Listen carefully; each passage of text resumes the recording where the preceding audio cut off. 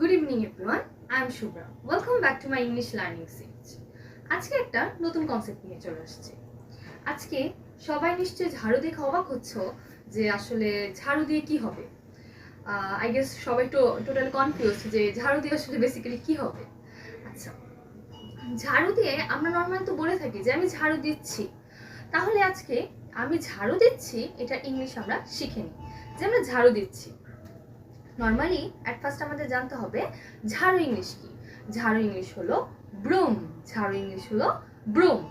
এখন যদি আমি বলি আমি ঝাড়ু দিচ্ছি, তো কোনো কিছু দেওয়া মানে আমি ঝাড়ু দিচ্ছি, দেওয়ার ক্ষেত্রে ঝাড়ু দেওয়ার ক্ষেত্রে হবে টু সুইপ। ঝাড়ু দেওয়ার ক্ষেত্রে হবে টু সুইপ।